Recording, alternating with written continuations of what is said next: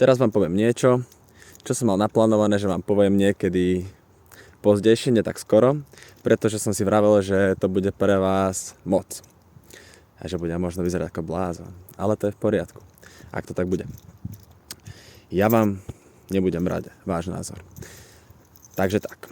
No, môj kamarát mi asi 2 týždne dozadu napísal, že Aďo, mám problém, 3 mesiace ma boli chrbát a neviem prečo, že fakt ho to trápi a už nevie, čo má robiť. Ale že jedna žena mu povedala, že na neho niekto vysiela zlú energiu. OK. Zlú energiu, poďme si to okoreniť a nazveme si ju prekliatím. Čo ja idem povedať? Ježišmária. Takže prekliatie. Hej. Čo to teda vlastne to prekliatie je? Je to negatívna energia, teda slová a myšlienky a činy, len tak vieme dávať energiu.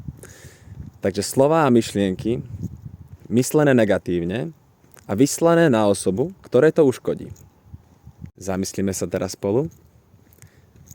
Keď vás niekto sklame, oklame, zradí a nejako vám tým ublíži, tak ako vás ovplyvnilo to, čo spravil ten človek? Ten jeho čin, to jeho slovo. Ako vás to ovplyvnilo negatívne? Myslíte na neho, proste cítite sa zle, lebo máte z toho nervy a tak ďalej. Takže vás ten človek ovplyvnil. Jeho myšlienkou, jeho činom alebo slovom. A takisto, keď to funguje negatívne, musí to fungovať aj pozitívne. Že nás vedia ľudia ovplyvniť. Napríklad naši kamaráti, blízky, ľudia, ktorí máme radi, ale aj hoci kto iný. Pekný úsmev v meste od niekoho proste a tak ďalej. Napríklad môj kamarát, nemenovaný, ktorý má kaviareň, tak on je taký dosť dobre naladený človek väčšinu času. A keď on je naladený, tak ľudia okolo neho väčšinou sú tiež naladení, pretože on ich ovplyvní svojou aurou proste. Pretože on sa cíti dobre a on sa rád aj podelí a do toho radosť a to je pekné od neho. Keď nás takto dokážu ovplyvniť ľudia, ktorých vidíme, ale aj nevidíme, keď vám niekto napíše správu a tá vás poteší alebo vás nahnevá, tak logicky nás niekto dokáže aj prekliať. Každému sa určite stalo, že sme si s nejakým blízkym alebo s nejakým z rodiny prečítali myšlienky. Alebo že sme mu zavolali a on nám povedal do telefónu, že akurát som na teba myslel. No to nie sú náhody. Stáva sa to pretože máme všetci jedno spoločné vedomie. A okrem neho máme jedno vlastné, to unikátne, jedinečné. To spoločné je absolútne, božské, proste to, čo máme všetci. A sme ním prepojení. Takže už viete, že sme prepojení a máte na to aj dôkazy, ktoré som vám práve objasnil a zažil to ozaj každý, si myslím. Takže z toho vyplýva, že aj prekliatie je možné, keďže sme prepojení a myslíme na seba tak a tak. Prekliatie sú len slová a myšlienky. A čo robíme každý deň a každú sekundu nášho života?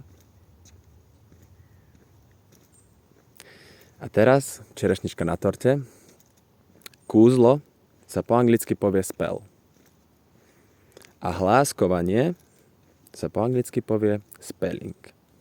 A to nie je náhoda. Preto funguje aj manifestovanie. Pretože vy si kúzlite svoju realitu tými slovami, myšlienkami, pretože nemôžete hovoriť a nemyslieť. To sa nedá. Všetko to ide ruka v ruke. Takže vy si kúzlite v podstate svoju realitu. A ovplyvňujete sa. A je už len na vás, či to budete robiť pozitívne alebo negatívne, že sa budete preklínať.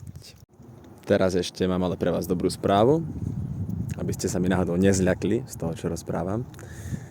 Prekliatie a negativita môže mať na vás efekt jedine vtedy, ak vy nie ste na 100% spokojní so samým sebou. Ak ste, nemôže to mať efekt. Ak sa rozhodnete byť spokojný a šťastný, tak vás to nemôže ovplyvniť. Ale to chce samozrejme tréning. Aj o tom sa budeme rozprávať. Je to trošku čas ešte, ale pracujem na tom. A ešte mám pre vás dokonca druhú čerešničku na torte. Tá už nebude taká pozitívna pre tých negatívnych ľudí. Keďže sme všetci prepojení jedným božským, absolútnym, vedomým, všeobecným, úplne je to jedno, keďže sme prepojení ním, tak ak vy sa hneváte na niekoho a myslíte na neho negatívne, tak sa hneváte v podstate sami na seba. Ty kokos. To je sila. A tak si vytvárate aj choroby a všetko. Zlé, čo cítite.